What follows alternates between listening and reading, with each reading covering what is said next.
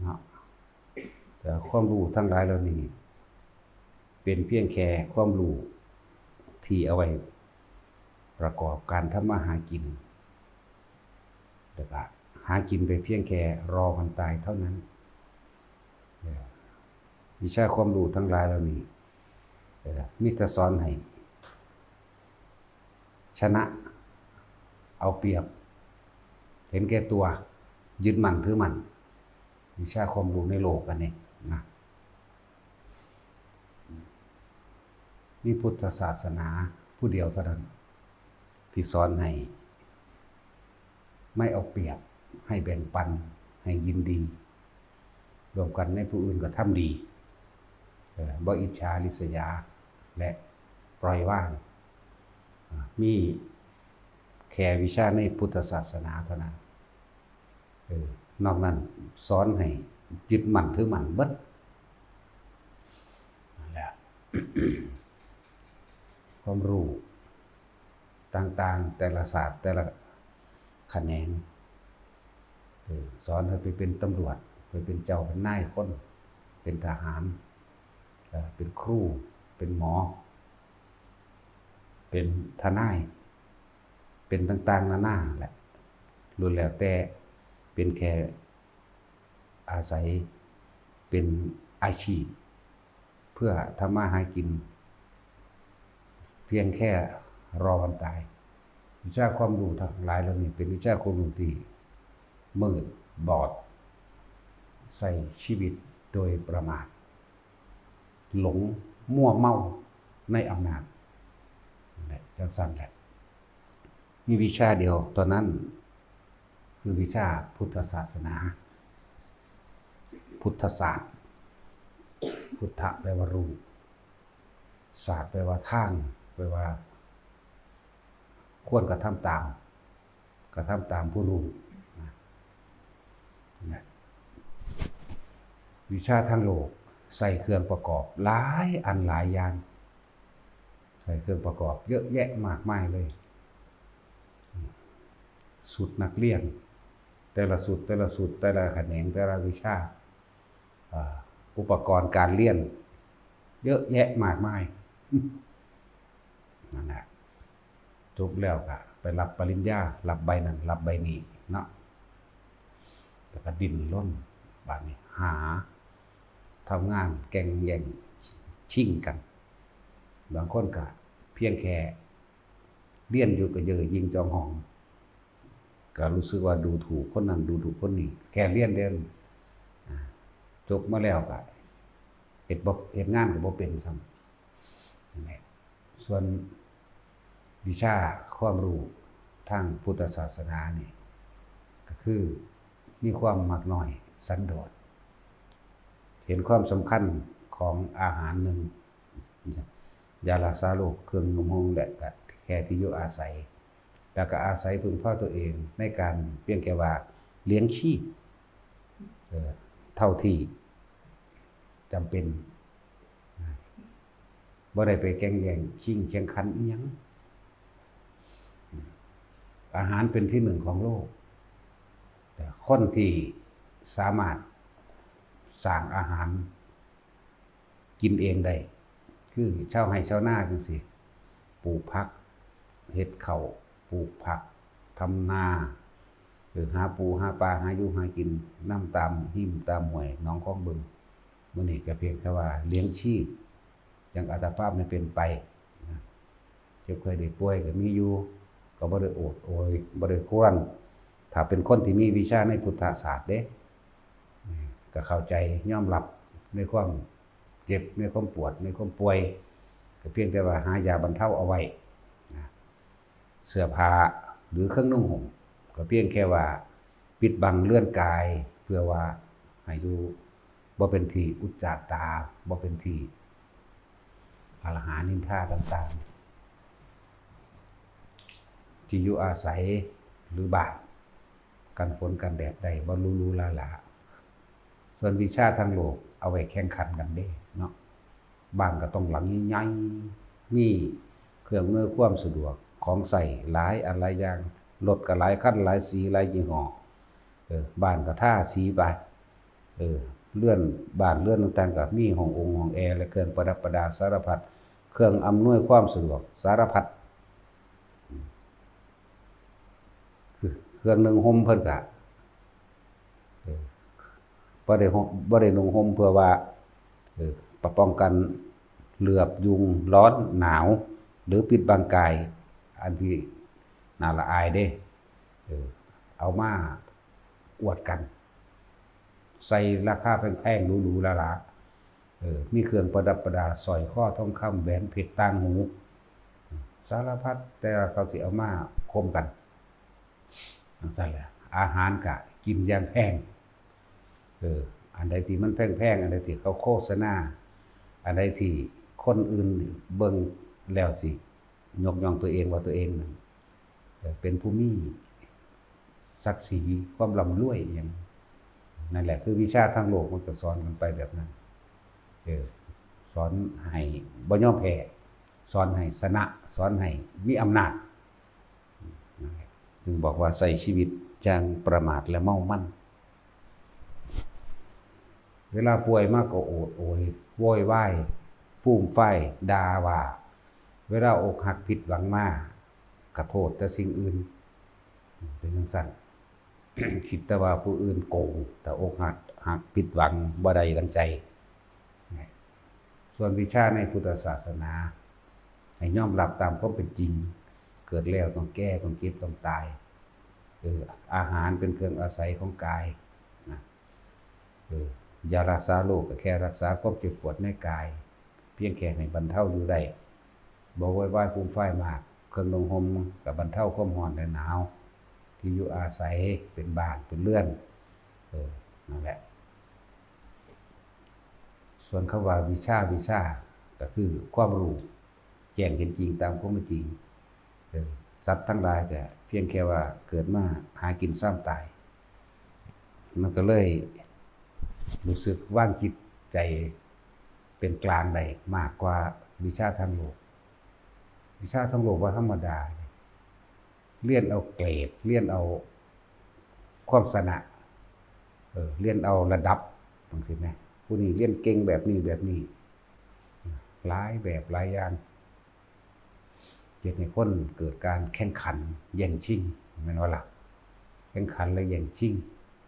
ทะเยอทะยานโดดขึ้นบัดนี้ผู้เพิ่นพ่อเป็นแม่ที่ว่ามีเงินมีหยังอยู่แล้วก็ใส่เงินในการเพื่อให้ลูกชนะมั่งเพื่อให้ได้มาถึงยศถาบรรดาศักดิ์และอำนาจมั่งนั่นแหละจึงบอกว่าพวกเขาใส่ชีวิตอย่างประมาทเขาเป็นเร่งแล่จุดหมายปลายทางว่าต้องตายเขาเป็นเร่งแล่ว่าในชีวิตหลังความตายยังมีอีกตราบใดที่เจ้าบ่ว่างใดชีวิตหลังความตายคนที่ใส่ชีวิตอย่างประมาท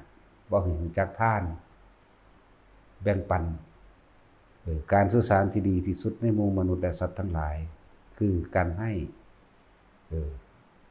คือการให้ถ้าจะให้ที่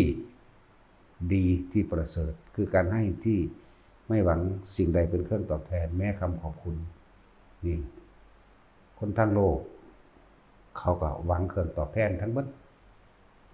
แต่ว่าคนทางธรรมก็ให้โดยไม่หวังสิ่งใดตอบแทนให้เพราะอยากเห็นอยากรู้ความเห็นแก่ตัวของตนละออกได้มากน้อยเพียงใดยึดมั่นหรือว่ายึดมั่นนี่นะนั่นแหละ ธรรมะของพระพุทธเจ้าไว้ประสานสมานมิตรเพื่อให้เกิดความสันติสุขบ่ว่าภายนอกและภายในธรรมะนี่คือวิชาธรรมะการให้การแบ่งปันความเมตตาต่างๆรักตนเองเสมอผู้อื่นรักผู้อื่นเสมอด้วยตนเลยคำว่ารักลงไปจึงเรียกว่าเมตตาเมตตากรุณาคือการช่วยเหลือแบ่งปันนั่นเองมุทิตาคือพรอยยินดีกับบุคคลผู้อื่นที่กระทำความดีตามความเป็นจริงหรือให้ตามความเป็นจริงให้โดยไม่เบียดเบียนให้โดยไม่หวังสิ่งใดตอบแทนเห็นไหมให้พวกเขาทำดีอีกอย่างก็แล้วแต่จังว่าเฮาจังคลายความอิจฉาริษยาลงได้ แต่สุดท้ายคือการวางจิตเป็นกลางนั่นเองมันต่างกันอยู่เด้แล้วพวกเขาจึงมีท่าน3 ระดับท่านของภายนอกอาหารยารักษาโรคเครื่องนุ่งห่มตลอดทั้งที่อยู่อาศัยเครื่องประดับประดาและเครื่องอำนวยความสะดวกนี่คือท่านโดยภายนอกเครื่องอำนวยความสะดวกต่างๆภายนอกมีอาหารมียารักษาโรคมีเครื่องนุ่งห่มที่อยู่อาศัยและเครื่องอำนวยความสะดวกบางครั้งเขาก็ให้ค่ารถนั่นแหละอำนวยความสะดวกก็ดีให้ค่ารถหรือว่าเขาไม่มีอุปกรณ์ในการประกอบอาชีพอย่างใดอย่างหนึ่งจอบเสียมพวกนี้ให้แต่ว่าละหรือให้รถพวกนี้ให้เครื่องทำมาหากินทั้งสิ้นลักษณะที่ว่าให้โดยภายนอกท่านโดยภายในคือศีลท่านศีลภายในก็คือว่าเราไม่ทำร้ายเบียดเบียนให้ผู้ใดผู้หนึ่งเสียชีวิตและทรัพย์สินนี่เป็นว่าท่านภายในบัดนั่นแหละแต่เฮาบ่ไปทำลายหนึ่งไม่ปล้นกี้ฆ่านั่นมาละไม่ปล้นกี้ฆ่าบ่ได้ฆ่าไผเฮาก็อยู่แบบสบายใจบ่ได้กังวลเด้ว่าคนอื่นสิกลับมาฆ่ามาทำลายเฮาเมื่อภายหลังสบายไม่รักขโมยของใครเฮาก็บ่ได้กังวลอีกไม่ประพฤติผิดตามอำเภอใจเรียกว่ากาเมสุมิจฉาจารทั้งหลายเฮาก็บ่ได้ไปหวาดระแวงเรื่องใดๆอีกไม่โกหกทำให้ผู้ใดผู้หนึ่งเสียทรัพย์สินเนี่ยสั่นล่ะเฮาก็สิไปย้านผู้ใดมากล่าวตู่อิหยังกับเฮาจับย้านผู้ใดมาจับเฮาไม่ดื่มสุราและมีอะไรตลอดทั้งเครื่องดองของมือทำให้เสียสติโดยการสูดดมก็ช่างฉีดเข้าไปในกายก็ช่างเฮาก็บ่มีเรื่องบ่มีเล่าอย่างนี่ท่านภายในเห็นบ่นั่นแหละจังว่านี่คือวิชาธรรมะวิชาความจริงวิชาความจริงในการที่เฮ็ดให้ตัวเองพ้นทุกข์นั่นแหละวิชาทั้งหลายเหล่านั้นวิชาทั้งหลายทั้งโลกมีแต่ถูกกับถูกเด้มีแต่ถูกกับถูกส่วนวิชาทางธรรมนั้นเป็นวิชาที่สอนให้คนออกจากทุกข์ออกจากการเวียนว่ายตายเกิดวิชาทั้งโลกเขาไม่รู้ว่านี่คือทุกข์เขาไม่รู้ว่าทุกข์คืออะไรและเขาไม่รู้ว่าสาเหตุแห่งทุกข์มาจากอะไรคือสมุทัยเขาไม่รู้ทุกข์ดับไปสิ้นไปเป็นอย่างไรในอารมณ์แห่งทุกข์หมดความอยากเป็นแบบใดเขาไม่รู้หนทางแห่งการดับทุกข์เขาบ่รู้มรรคมีองค์8เขาไม่รู้ปฏิจจสมุปบาทเขาไม่รู้ปัจจัยเหตุและปัจจัยทั้งหลายแห่งสัตว์เวียนว่ายตายเกิดเหตุและปัจจัยทั้งหลายแห่งสัตว์ไม่ต้องกลับมาเกิดพ้นจากการเวียนว่ายตายเกิดเขาไม่รู้นั่นแหละเลยเอิ้นว่าอวิชชาคือพวกนั้นเขาไม่รู้มีพุทธศาสนาเท่านั้นที่สอนได้ให้คนออกจากทุกข์ได้เลยเพราะรู้ทุกข์อันเกิดจากการเกิดแล้วต้องแก่หิวร้อนหนาวเจ็บไข้ไม่ได้สบายป่วยสารพัดเป็นโรคต่างๆนี่เฮารู้ทุกข์เพราะหิวทุกข์เพราะร้อนทุกข์เพราะหนาวเนี่ยทุกข์เพราะโรคต่างๆรู้หรือคือรู้ทุกข์รู้ว่าร่างกายนี่บ่เป็นของเฮานี่เป็นทุกข์อีกเด้บัดนี้ถ้ามันรู้แล้วมันก็คลายได้นั่นแหละเฮารู้ รู้เพราะพัดภาคจากสิ่งอันเป็นที่รักรู้ทุกแบบนี้รู้ว่าสักวันหนึ่งเราก็ต้องตายหรือพัดภาคจากบุคคลที่เรารักหรือบุคคลที่เรารักต้องตายพัดภาคจากเรานี่มันรู้ทุกกันมาจึงรู้เข้าไปอีกสาเหตุแห่งความเกิดทุกข์นั่นเองสาเหตุทั้งเบิดมันเลยมาจากไสตัณหาและอุปาทานนั่นแหละความอยากของตัวเองนี่เองนั่นความอยากและความยึดนี่เลยเองว่าสมุทัยสมุแปลว่าสาเหตุไทัยแปลว่าใจเกิดจากใจที่เกิดจากความยึดมั่นถือมั่นนี่เองนั่นสมุทัยเหตุอันเกิดจากใจเกิดจากความรู้สึกที่พอใจแล้วสมุทัยรู้สาเหตุแห่งทุกข์ได้บัดบัดนี้เหตุจังใดทุกข์ดับไปหรือดับทุกข์ใด อ๋อทุกข์ดับคือเฮาต้องหมดอยากทุกข์ดับทุกข์แบบนี้นี่เองดับชั่วขณะก็จังเป็นเหตุให้รู้หนทางแห่งการดับทุกข์คือมรรคมีองค์8มรรคแปลว่า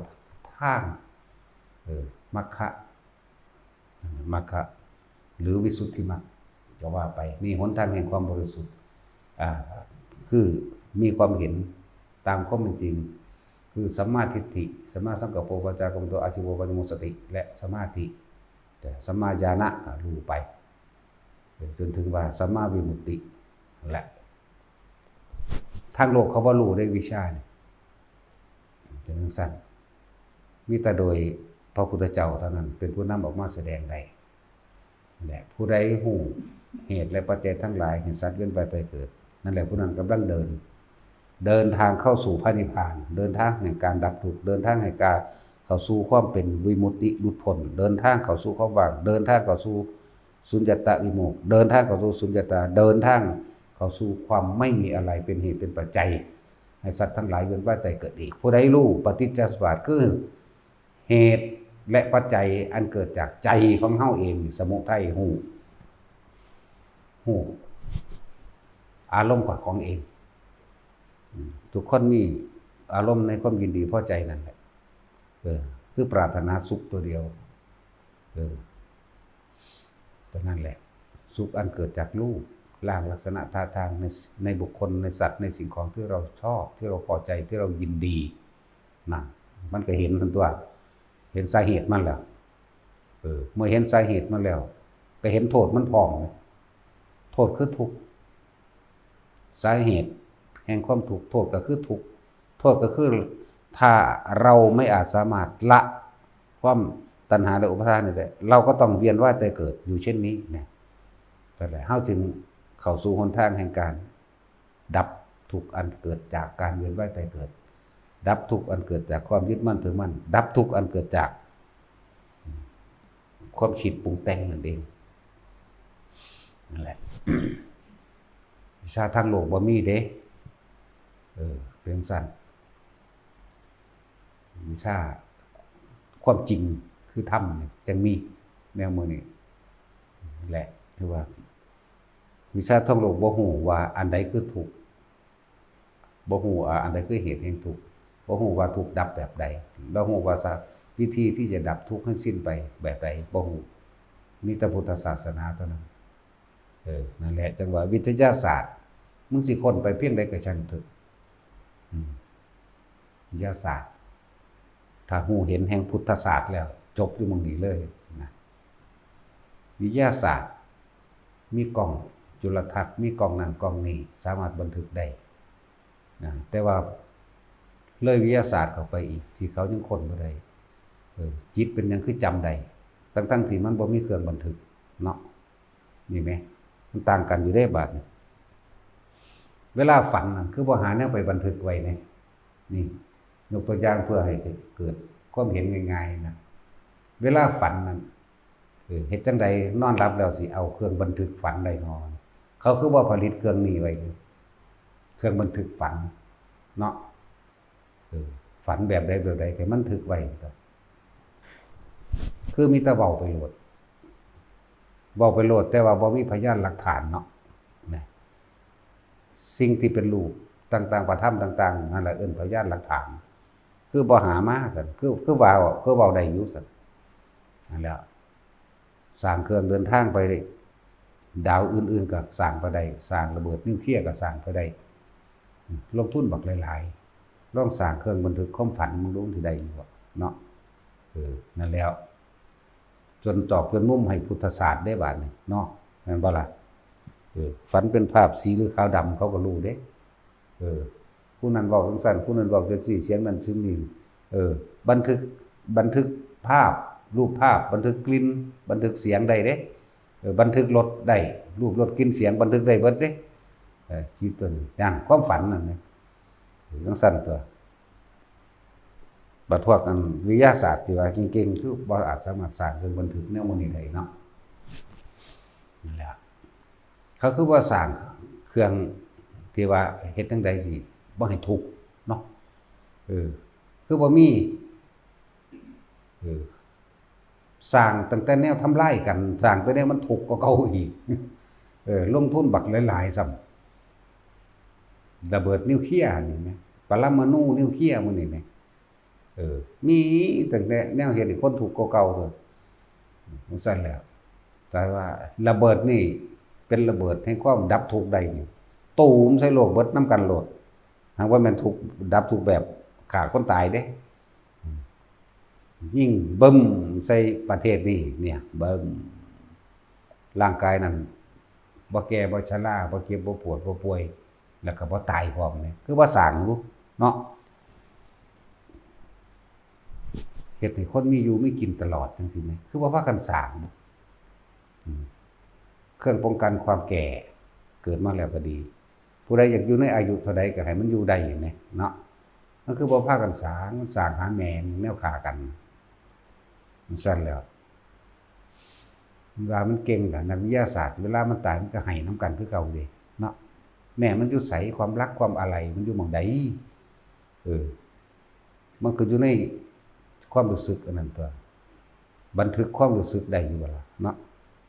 ซั่นแล้วความรู้สึกเกลียดนี่แม่ย่างเข้าไปในหม้องใดหม้องหนึ่งมีเครื่องบันทึกโอ้ยอีนี่มันสั่งกูแม่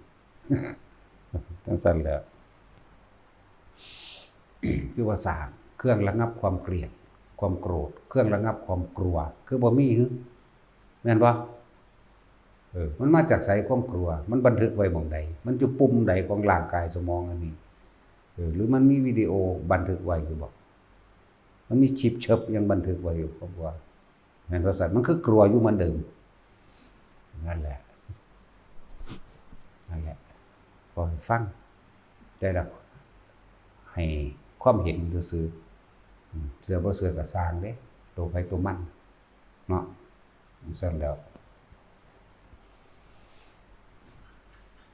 แต่จังว่าวิชาพุทธศาสนาจึงมีท่านโดยเบื้องต้นท่านของนอกกายท่านของในกายบัดนี้ท่านดวงตาท่านเลือดส่วนมากก็คือท่านเลือดที่เราเห็นหลายกว่าอยู่ดอกท่านดวงตายากอยู่ดอกเนาะนั่นแหละท่านอันสูงสุดก็คือท่านชีวิตเจ้าของคนที่ท่านชีวิตเจ้าของบ่ได้แม่นว่าไปฆ่าให้คนอื่นกินเด้บ่แม่นแบบนั้นเด้เมื่อได้รู้ธรรมเห็นธรรมแล้วก็รับใส่ธรรมตามความเป็นจริงส่งต่อธรรมตามความเป็นจริงให้กับผู้ที่ยังไม่รู้ผู้ยังมีดวงตามืดบอดบุคคลผู้มีกำดินกำไส้ธุลีในดวงตามากเรียกว่าล่ะบ่ว่าธุลีในดวงตาน้อยเด้เนาะนั่นแหละพวกเขาเจ้าถึงแล้วเขาเจ้าเลยอุทิศตนเพื่อคือยืนยัดกับความจริงนั่นเองเอาหลักธรรมออกแสดงแต่ผู้ใดสิมีเงินมาจ้างมาแลกเพื่อให้ล้มล้างหลักธรรมออกจากความเป็นจริงก็บ่อาจสามารถที่ล้มล้างบุคคลผู้เขาเจ้าถึงธรรมถึงความจริงได้เด้นั่นแหละจึงบอกว่าเอาชีวิตเขาแลกเอาชีวิตเขาสละเพื่อผู้อื่นเพราะอันตรายผู้คนสร้างเขามาฆ่าก็ได้เด้ฆ่าเขาก็บ่หวั่นไหวแล้วแม่เมื่อเขาเจ้าถึงความจริงเกิดมาตายบ่แห้งแล้วตายเพื่อให้ผู้อื่นได้ทำตายเพื่อให้ผู้อื่นได้รู้ตามความเป็นจริงเพื่อที่จะให้พวกเขาได้ปฏิบัติตามได้กระทำตามนะให้ออกจากการเวียนว่ายตายเกิดให้พ้นออกจากความทุกข์อันเกิดจากการเกิดความทุกข์อันเกิดจากตัณหามีไหมสั่นแล้วนั่นแหละวิชาทั้งโลกบ่มีเกินว่าท่าน3อย่างท่านของนอกกายท่านของในกายแล้วก็ท่านทั้งชีวิตเลยเอิ้นว่าปรมัตถท่านจังซี่เนี่ยนะครับบ่ศีลจังซี่วิชาทั้งโลกบ่ได้บอกเด้เฮ็ดโรงฆ่าสัตว์เป็นบาปบ่ว่าเด้มีแต่ถูกต้องตามกฎหมายเด้เห็นบ่ล่ะค้าเหล้านี่ค้ายาค้าเหล้าค้ายาพิษนี่ค้าอาวุธค้ามนุษย์มื้อนี้ค้าเนื้อมื้อนี้แม่เพราะว่ามันถูกกฎหมายเด้นั่นแต่ว่าบ่ได้ฮู้เด้ว่ามันผิดธรรมจังแล้ว หรือเราใส่ชีวิตอย่างประมาทมัวเมาบัดนี้พวกเข้านั่นน่ะเมื่อแสวงหาธรรมถ้าตกลงปลงใจมีความเชื่อมั่นในตนเองอย่าลืมว่าเชื่อมั่นในตนเองเด้บ่แม่นเชื่อมั่นเพิ่นเด้เพิ่นเป็นแต่เพียงผู้บอกเด้พระพุทธเจ้าเฮาเราตถาคตเป็นแต่เพียงผู้บอกทางหมู่พระสงฆ์สาวกทั้งหลายก็นำทางที่พระศาสดาได้บอกไว้แล้วปฏิบัติดีแล้วได้รู้ได้เห็นตามเพิ่นแล้วก็นำทางที่ตัวเองได้รู้ได้เห็นมาบอกต่อซื่อๆเด้เพิ่นบ่อาจสามารถที่จะบรรลุยังไงผู้ใดได้เด้เข้าใจว่าล่ะแต่ที่นี่เฮาฟังแล้วเฮามีความเห็นโดยตัวเฮาเองเกิดความศรัทธาโดยตัวเฮาเองหนทางนี้แหละเนี่ยสิสามารถสินำตัวเองออกจากทุกข์ได้เฮาต้องไปปฏิบัติตามเพิ่นตามที่เพิ่นแนะนี่เด้เพิ่นบ่ได้นั่นให้จึงบอกว่าถ้าจะศรัทธาให้ศรัทธาหลักธรรมคำสอนที่เฮาสามารถปฏิบัติได้รู้เห็นตามได้เด้บ่ได้ให้มาศรัทธาบุคคลเด้นี่ครับบุคคลซอยหยังไผบ่ได้เด้มีแต่เฮาเฮ็ดเอาเองจึงบอกว่าอมตะธรรมเป็นนิรันดร์กาลก็คือตนแลเป็นที่พึ่งของตนบ่มีตายคำนี้ให้จักบ่ล่ะนี่แหละอมตะธรรมก็เลยบ่มีตายเฮาจะให้ผู้อื่นหักเฮาก็ต้องหักผู้อื่นก่อนเฮาก็ต้องเอาให้ผู้อื่นก่อนนั่นบ่ล่ะเฮาต้องสละเพื่อเขาก่อนตัวสั่นแหละแต่ว่านั่นแหละจึงเป็นการช่วยเหลือแบ่งปันให้ผู้อื่นโดยไม่ได้หวังสิ่งใดตอบแทนนั่นแหละคือตนเป็นที่พึ่งของตนนั่นแหละคือการทำตนเป็นที่พึ่งแห่งตนเข้าใจว่าล่ะแต่ว่าการช่วยเหลือแอบแฝงโดยหวังผลตอบแทนนั่นไม่ใช่พึ่งของตนว่าเป็นธรรมที่พึ่งแห่งตนเป็นทำเพื่อหวังผลประโยชน์ที่มากกว่าที่ตัวเองทำเข้าใจว่าล่ะก็เลยอย่างกันอยู่ดีฟังดีๆนี่แหละตอนนี้ที่พึ่งแห่งตนนั่นคือที่พึ่งแห่งตนโดยภายนอกจากว่านี่ที่พึ่งแห่งตนโดยภายในก็คือการฝึกหัดปฏิบัติใจของเจ้าของเองนี่ตัวนี้ทั้งบ่มีผู้ใดผู้หนึ่งเขามายุ่งเกี่ยวได้เลยมีแต่ตัวเองล้วนๆเด้การทำที่พึ่งแห่งตนโดยภายนอก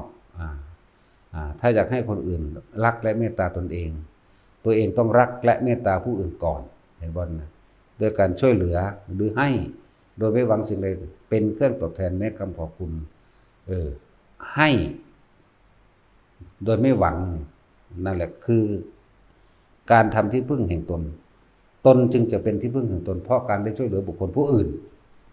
ใจบาลานนี่เป็นของภายนอกของเด่นแต่ว่าของภายในนี่บ่อาจสามารถเลยตัวเองล้วนๆเลยภายในคือใจนั่นแหละ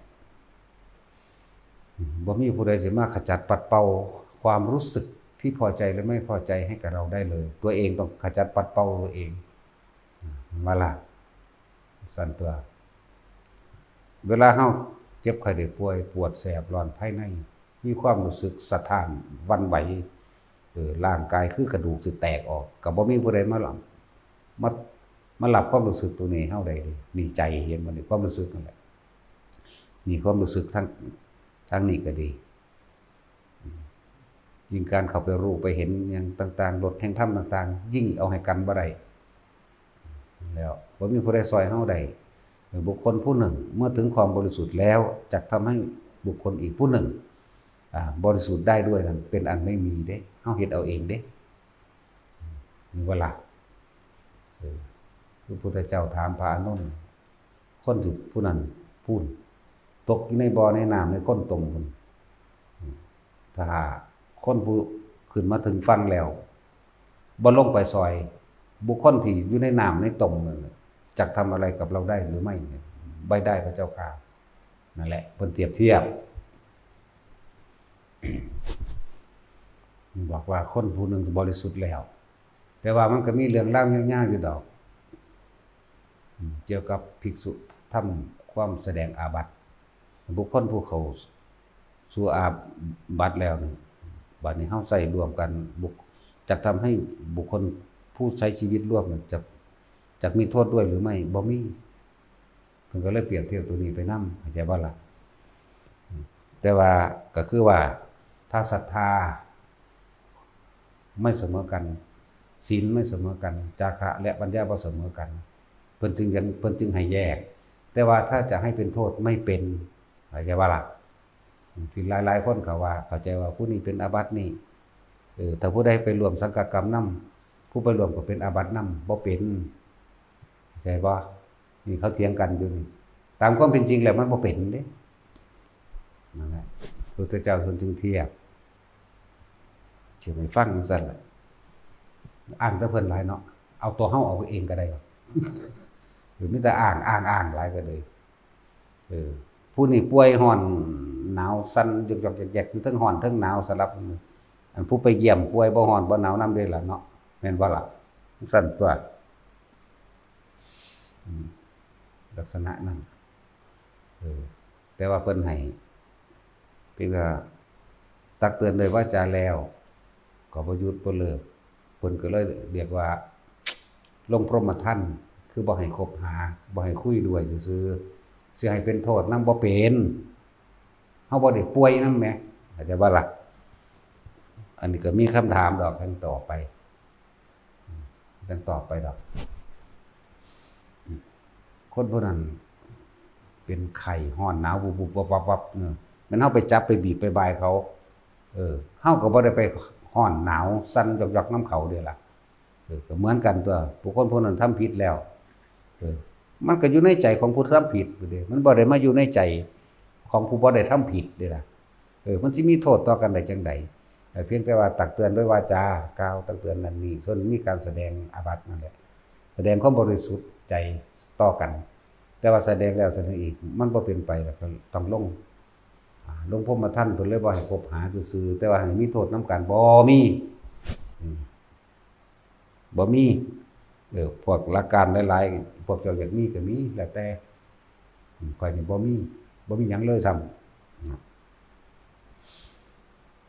พูดถึงพวกเขาถามนั่นนี่คนคือจังพวกสิไถ่บาปในกันผมสิไถ่ให้ได้อยู่บ่เด้อนี่เนาะเจ้าของไปลักเกิบเขามาแล้วนี่เนาะเอาไปเสื่องไว้หม้องใดก็บ่อุ่นใจเด้เพียงแค่ลักเกิบนั่นแหละพี่น้องเกิบมาบัดนี้โอ้ยสั่นตกใจว่าสั่นแม่ว่าล่ะตั้งจักเขาสิมาหยังมานั่งสั่นไว้แล้วแน่คนคือคนมันมีความผิดไว้แล้วพูดไปใส่ชีวิตไก่หรืออยู่นํกันก็สิมีความผิดไปนำบ่มันบ่ผิดไปนำเด้นั่นแหละเพียงสั่นบอกให้ฟังอันนี้จังว่าบุคคลผู้ใดได้ยินได้ฟังแล้วมีความเข้าใจลึกซึ้งละเอียดเกิดศรัทธาหลักธรรมเด้ศรัทธาหลักคำสอนศรัทธาวิธีการปฏิบัติเด้เมื่อมีความศรัทธาแล้วก็มั่นใจนำตนเองได้บัดนี้จังมาปฏิบัตินำตัวบ่ได้มาศรัทธาบุคคลเด้บุคคลเพียงว่าเป็นแค่ว่าเป็นครูผู้หนึ่งของเขาซื่อๆเด้บุคคลผู้ใดนี่ได้รู้ธรรมจากท่านผู้ใดตามความเป็นจริงบุคคลผู้นั้นย่อมเป็นครูสูงสุดของเขายกไว้เป็นตัวอย่างบ่แม่นครูผู้นั้นสิละกิเลสให้พวกเจ้าใดเด้คือยกไว้อย่าทำร้ายมือที่ชุ่มอย่าทำร้ายต้นไม้ใบบังที่ตัวเองได้เคยพึ่งพาอาศัยแม้หักกิ่งก้านลานใบใช่ว่าล่ะเวลาเขาโจมตีเวลาเพิ่นผิดพลาดจังซี่ว่ามันไปยำเด้ตัวเองคือกันนั่นแหละครับครูสอนประถมเฮาแต่ว่าเรียนมัธยมเรียนนั่นลูกศิษย์ไปได้ดีมีอำนาจใหญ่กว่าครูสอนประถมสิไปดูถูกครูผู้สอนประถมบ่ได้เด้ช่วยเราเจ้าเริ่มต้นจากหันอย่าว่าล่ะถ้ามีโอกาสหรือว่าครูอาจจะผิดพลาดไปจังซี่ครูบางคนเพิ่นก็อาจสิกินเหล้าเมายาก็บ่แม่นว่าไปซ้ำเติมเพิ่นมีวิธีใดซอยเหลือได้ก็ซอยกันไปจังซี่ล่ะแบบนึงว่าบุคคลผู้ใดได้รู้ธรรมจากท่านผู้ใดบุคคลผู้นั้นย่อมเป็นครูสูงสุดของเขา อย่าไปทำลายมือที่ชุ่มหมายถึงว่าให้ความช่วยเหลือกับพวกเฮามาก่อนอย่า แม้กระทั่งว่าต้นไม้ใบบางที่เราเคยนั่งพักพิงอาศัยอย่าหักกิ่งก้านลำใบอย่าให้ช้ำเพราะว่ามันก็ช้ำนั่นคือตัวเองนั่นแหละทำร้ายตนเองว่าแต่จะศรัทธาให้ศรัทธาแนวคำสอนหรือแนวทางการฝึกหัดปฏิบัติบ่ได้มาศรัทธาบุคคลเด้มันบ่ได้หยังอยากว่าล่ะถ้าเฮาศรัทธาเมื่อศรัทธาถูกต้องดีแล้วย่อมบูชาแปลว่ายินดีกระทำตามคู่ก็ยกไว้หลายๆองค์อยู่เด้ถ้าจะเว้าเรื่องผู้เพิ่นทรงจำธรรมคำสอนของพระเจ้ามาแสดงและบอกต่อแต่ว่าโตเพิ่นเองบ่อาจสามารถบรรลุได้แต่ว่าผู้ปฏิบัติตามธรรมตามบรรลุได้มันมีอยู่เด้อาจารย์ตกนรกก็มีเด้จากว่าเราเสร็จแล้วจังเช่นกบินภิกขุตั้งแต่เริ่มต้นที่แรกเพิ่นนั่นน่ะสอนดีเด้แต่ว่าเพิ่นบ่ทันบรรลุสอนดีลูกศิษย์ลูกหาต่างๆก็สามารถนำไปปฏิบัติเป็นโสดาสกิทาคาจนถึงอรหันต์ก็ได้แต่ออกมาลาภสักการะมันหลายจากว่าล่ะแล้วก็สิมีลูกศิษย์ที่บรรลุอรหันต์ออกมาจากป่านั่นเองมาคือให้เนยยะบ่กล้าสั่งสอนโดยตรงแต่ว่าก็ให้เนยยะแต่ครูนี่ก็หัวดีฉลาดอยู่ก็เลยพยายามสิดัดแปลงคำสอนพระพุทธเจ้าเป็นอย่างอื่นได้บัดเพื่อให้เกิดลาภสักการะแล้วไล่ภิกษุผู้เป็นลูกศิษย์เป็นอรหันต์องค์นั้นไปเพิ่นก็เบิ่งแล้วเพิ่นก็บ่อาจสามารถที่แก้มนะทิฏฐิของผู้เป็นอาจารย์ได้เขาเจ้าก็ไปเขาเจ้าบ่ทำลายเด้ก็ยกคุณไว้นั่นคืออาจารย์แห่งเราจังซั่นแหละสุดท้ายแล้วก็บินภิกขุเพิ่นก็สอนตามตำราเนาะเพิ่นบ่ได้สอนตามความจริงจะองค์นั้นเป็นผู้บรรลุความจริงแล้วบริสุทธิ์แล้วเลยอยากมาแนะให้กับผู้เป็นอาจารย์นี่แหละเป็นผู้เป็นครูคนแรกนี่แหละให้ได้ดูตามความเป็นจริงก็เลยบ่พอใจก็เลยไล่หนีแต่เพิ่นก็บ่มาอันนั้นอันนี้หรอก พยายามมาบอก2ครั้ง3ครั้งสุดท้ายแล้วก็ดัดแปลงคำสอนไปเลยก็มีนะก็เลยตกนรกเพิ่นก็สิพ้นอยู่ดอกพ้นอยู่ในสมัยพระศรีอริยเมตไตรกบินภิกขุผู้นี้ส่วนแม่กับน้องสาวก็สิขึ้นไปนำกันนั่นแหละก็มีอยู่ดอกอานิสงส์ของการเรียกว่าสืบศาสนาธรรมด้วยศาสนบุคคลเอาบุคคลนี่1คล้องทรงผ้าเหลือง2ก็แสดงธรรมอยู่แม้นต้นตรงปลายคดอันนี้แต่จังได้ก็สร้าง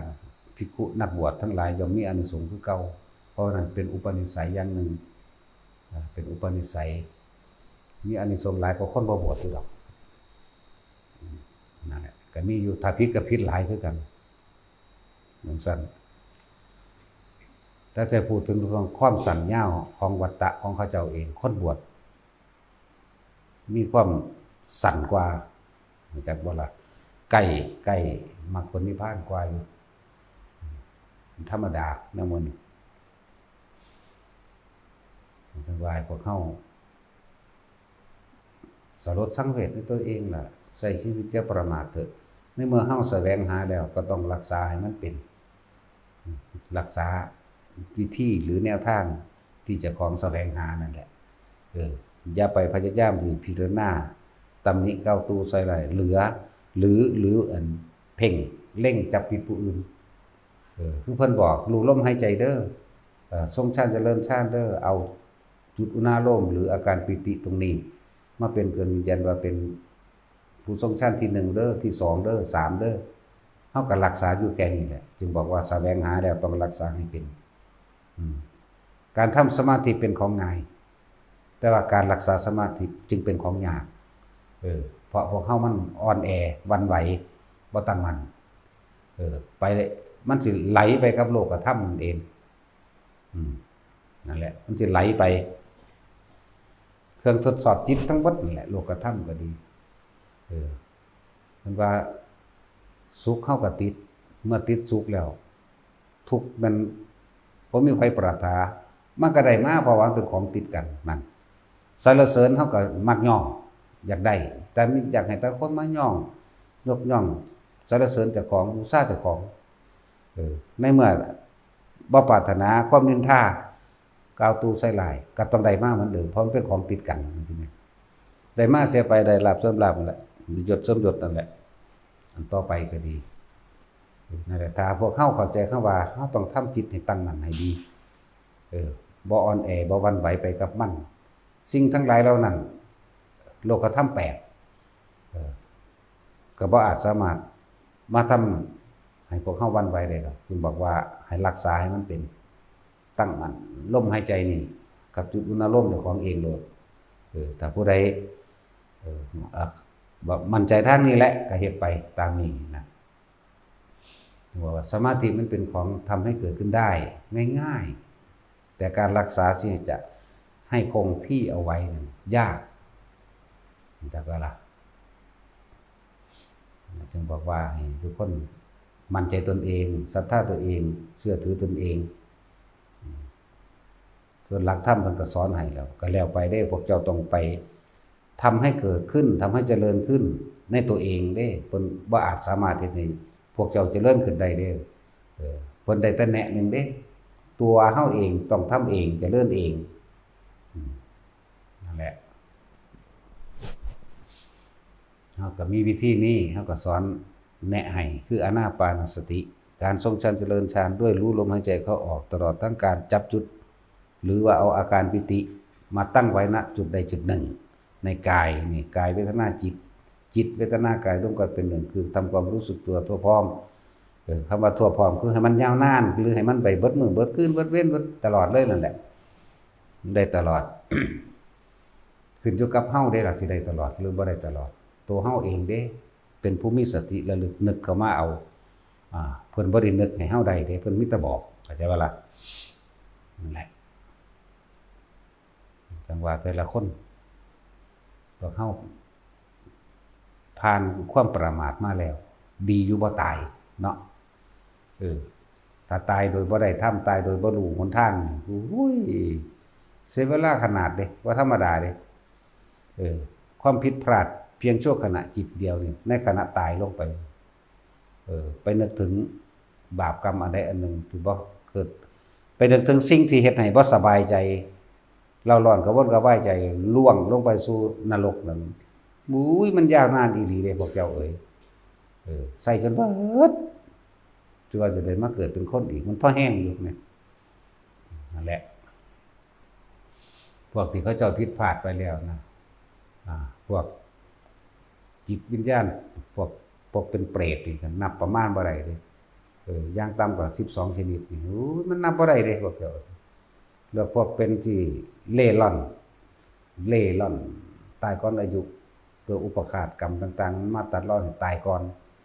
แทนที่มันสิตาย80ปีหรือ60ปีตามอายุที่เฮ็ดตามบุญตามบาปที่ของเฮ็ดไว้แต่ถูกคารุกรรมอันหนักมาเฮ็ดให้เล่ร่อนแสวงหาอาหารพวกผีต่างๆเหล่านี้พวกจิตวิญญาณต่างๆทั้งหลายเหล่านี้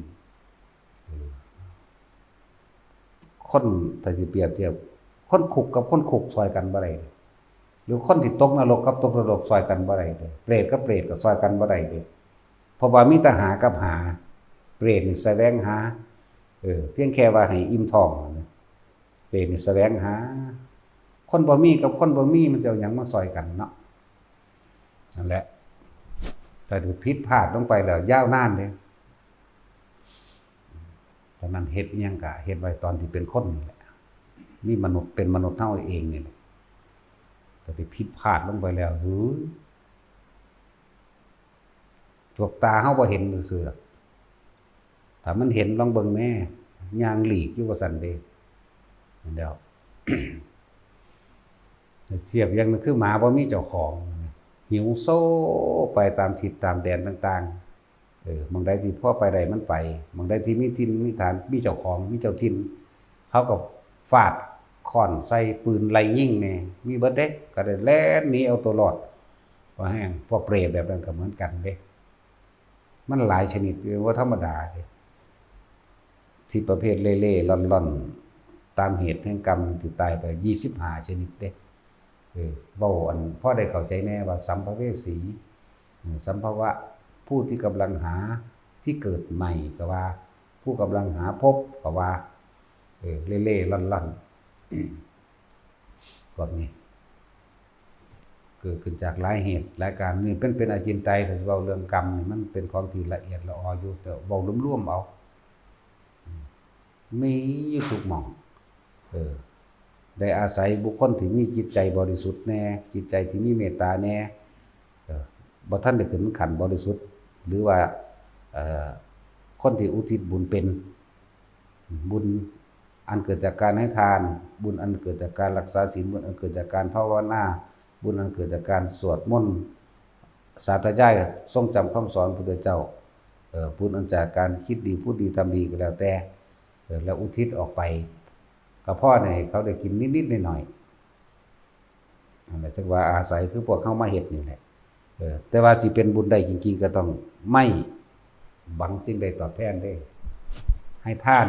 ไม่ปรารถนาสิ่งใดตอบแทนดอกทานแล้วก็บ่หวังผลในทานบ่แลกของบ่เอาทานบ่แลกของ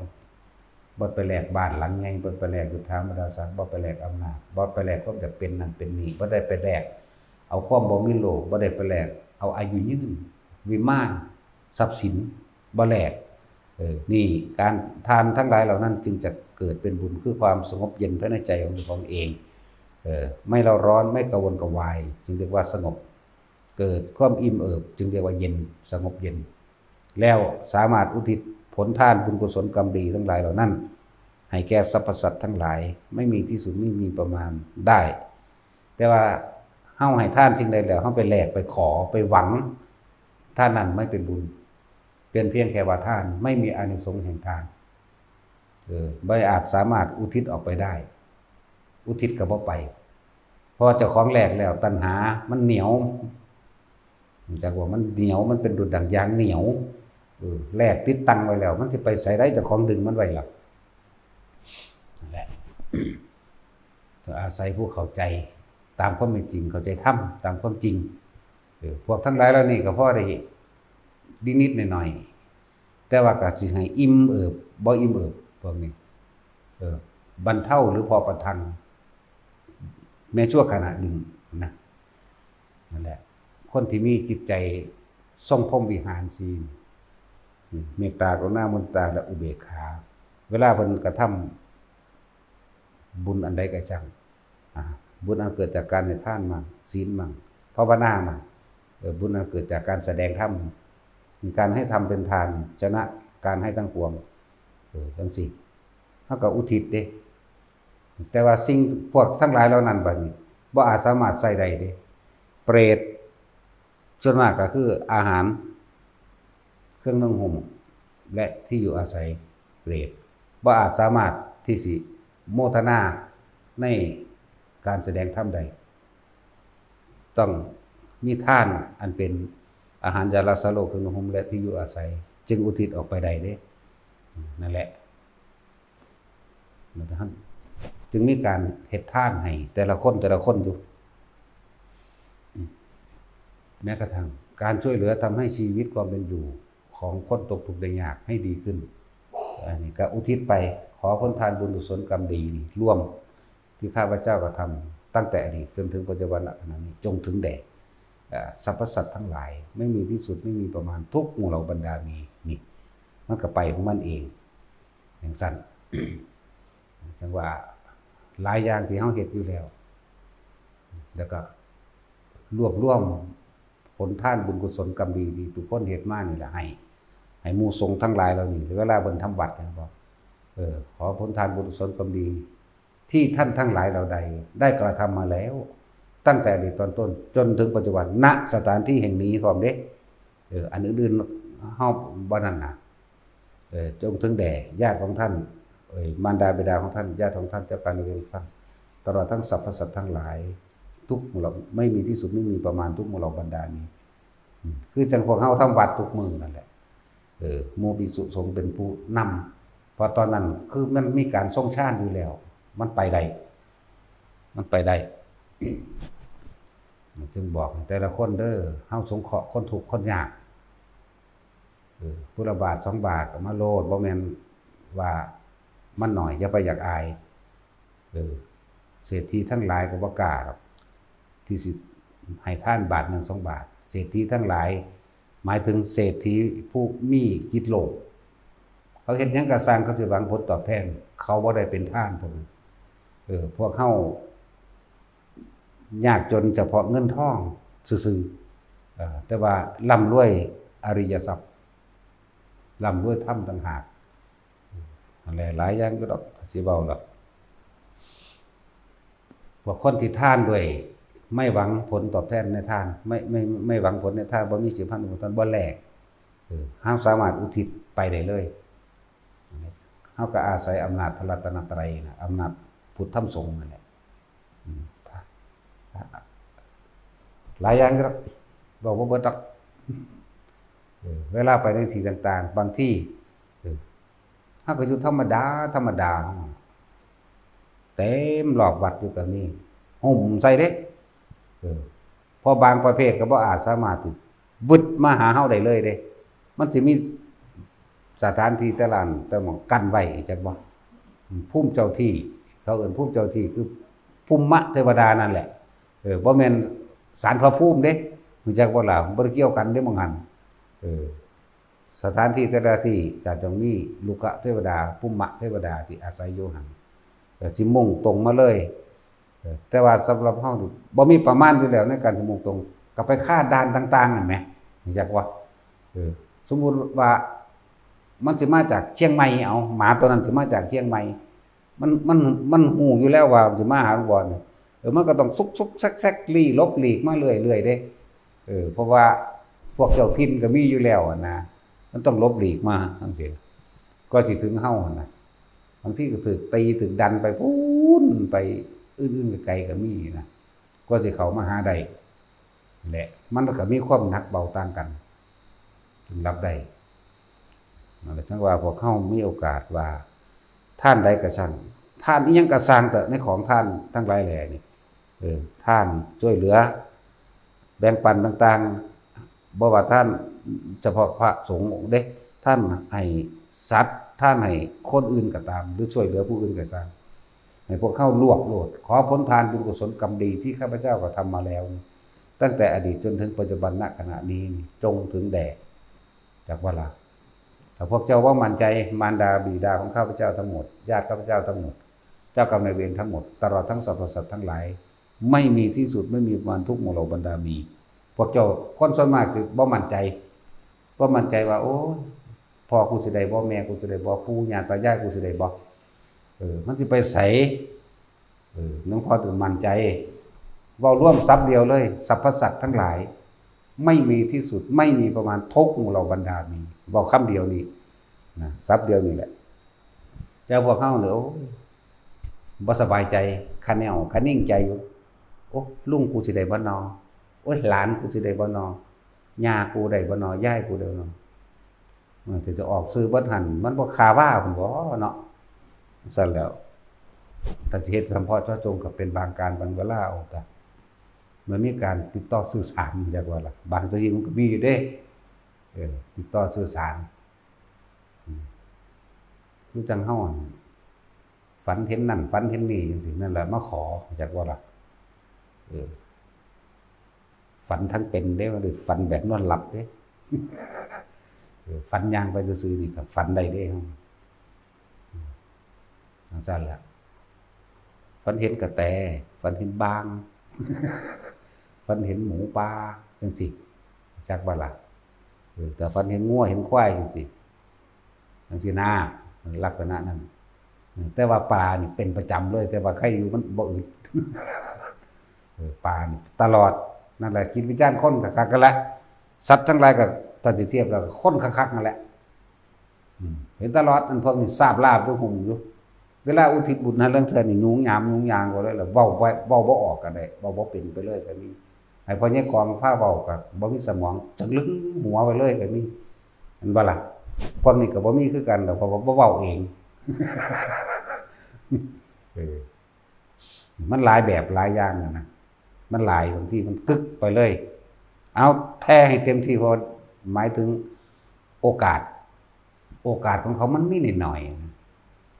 ถ้าที่ว่ายังเฉียดชิว3 วินาทีจริงๆนะและยังว่าเป็นตาเลโตนถ้าเฮาได้พลาดไปแล้วเปรตบอกโดยตำรามี12 ชนิดบอกโดยตำราอันที่ว่าพ่อได้เปลี่ยนไปเลยนั่นน่ะพ่อได้รับส่วนบุญสูงสุดตามที่เขาเจ้าบอกตามที่ในตำราบอกว่ามีเปรตชนิดเดียวปรัชตุชีวีเปรตอาศัยผลท่านอาศัยหนึ่งจากผู้อื่นแล้วจักสามารถเป็นภพภูมิใดแต่ว่าโดยที่ลึกล้ำยิ่งกว่านั้นให้2 ครั้ง 3 ครั้งจึงจักได้นี่ก็ไล่ไปพวกเวมานิกเปรตก็ว่าไปพวกอุทุมพิกเปรตมันก็ว่าไปมันมีหลายกว่านั้นอีกเด้บ่แม่นว่าสิมาเอาเฉพาะตำรามานั่นกันบ่แม่นแค่นั้นเด้ทัดนรกหมู่นี่ก็เฮ็ดได้คือกันนรกก็มันก็มีความหนักความเบาเหมือนกันแต่ต้องอาศัยกำลังสิ่งที่เฮาไปช่วยเหลืออย่างกำลังบุญต่างกันบุญมันเกิดจากการให้ทานนี่ท่านอาหารจารโสโลกคนเป็นหุมที่อยู่อาศัยอยู่หมู่นี่กับพวกเปรตๆนี่แต่นักลงไปก็อาศัยจากกำลังจิตของเฮาที่รวบรวมของเฮาเองบ่ว่าสิเป็นทานแบบใดก็แล้วแต่จนถึงอำนาจแห่งสมาธิจนถึงอาการปิติต่างๆที่เฮารวบเรียกว่าสมบัติหรือสมาบัติพวกนี้เอาลงไปซอยกันได้นะพระสันพระโมคคัลลาสิดับไฟในโลกได้บ่เนาะบ่แม่นถ้าพระโมคคัลลาได้หลายองค์อยู่เด้ หลายโพดแต่เฮาสิเบิ่งตามนี่ประวัติครูบาอาจารย์คือหลวงปู่จันท่ามันเพิ่นไปซอยแม่เพิ่นในนรก4 เทื่อได้จังขึ้นได้แน่คือได้จะอาศัยอำนาจจิตแห่งความบริสุทธิ์ตัวนี้นี่ได้ลงไปคนละแบบกันอยู่เด้นั่นแล้วบางทีก็เว้าให้อันนรกแถวนั้นเผลอจังหน่อยสาธุเอาบุญกูแม่ปุ๊บหนีไปเลยก็ยังมีได้แบบนี้เนาะคือจังเฮาเดินจงกรมอยู่จังซี่แล้วอยู่ซื่อๆก็ตกปลวกขุบเข้าทั้งคนหลอกหนังอันเดียวคนหลอกหนังเลือดอาบอยู่เต็มอยู่บ่ได้งามเลยคนหลอกหนังตากับปานกำปั้นสวดโมโลออกมามันบ่มีคิ้วมันบ่มีคิ้วบ่มีปากอีหยังเด้คนหลอกหนัง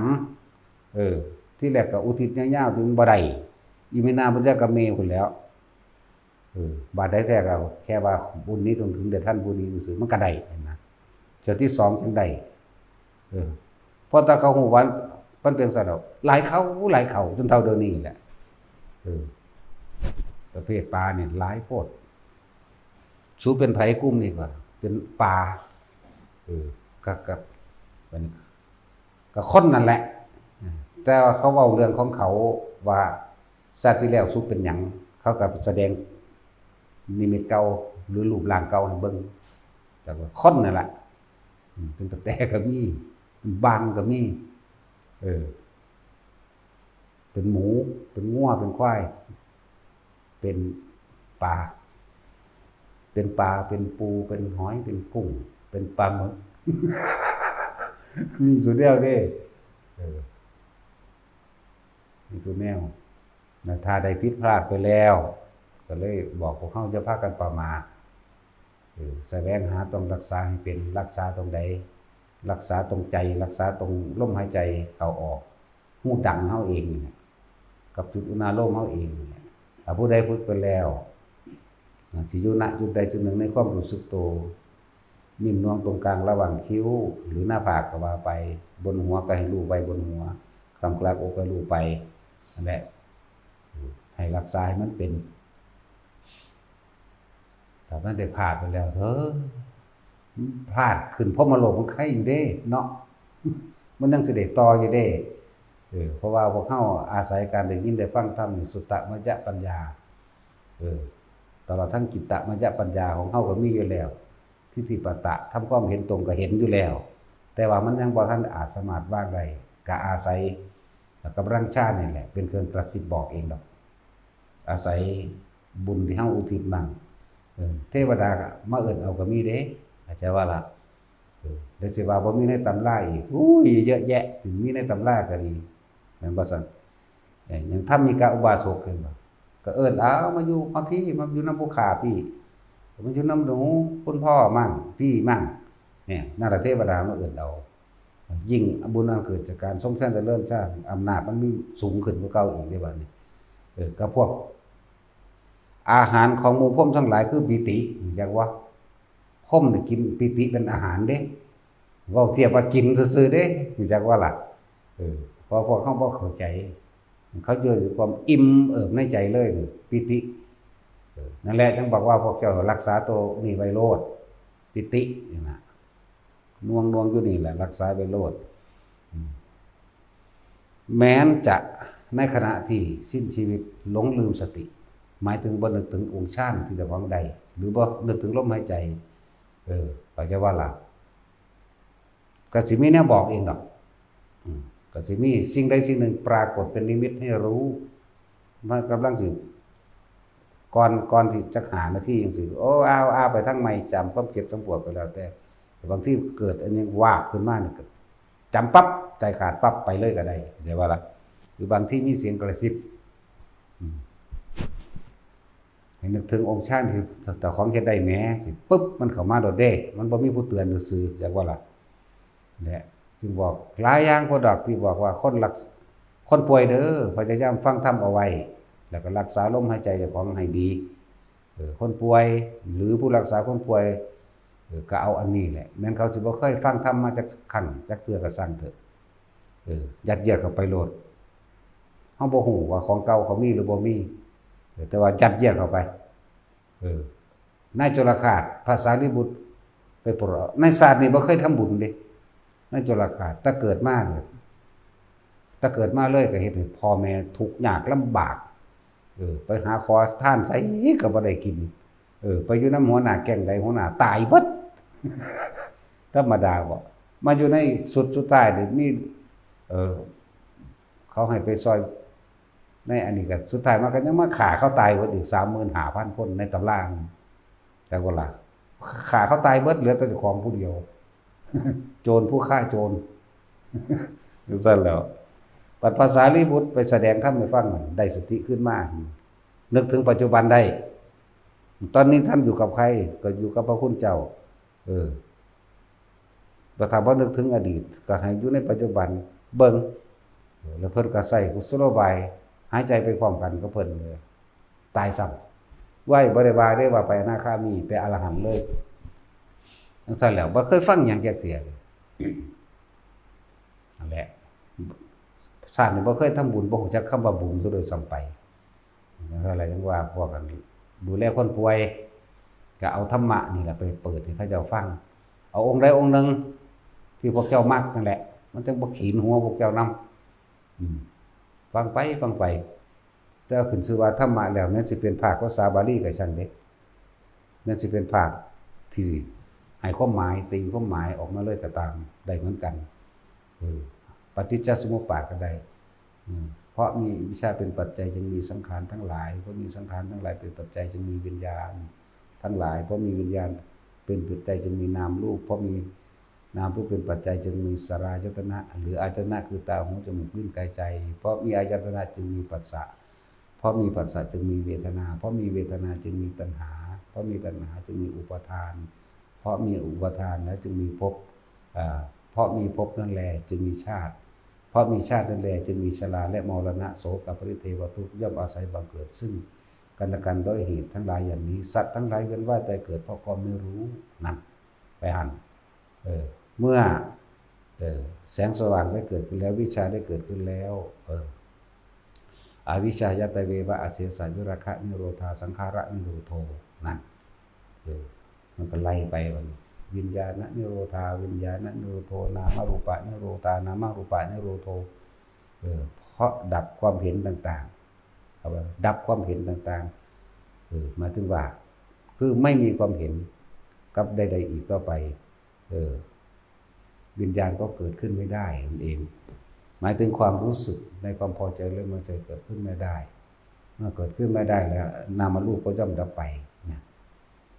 และดับต่อๆกันไปด้วยเหตุประการชนิดสัตว์ทั้งหลายจงหมดเหตุและปัจจัยทั้งหลายในแห่งการเวียนว่ายตายเกิดว่าง่ายๆคนมันบริปานนั่นดอกเลยนี่เพราะรู้เป็นผู้มีสติรู้อยู่ในปัจจุบันในขณะคือลมหายใจเข้าออกนี่แหละจบเอาสมทาน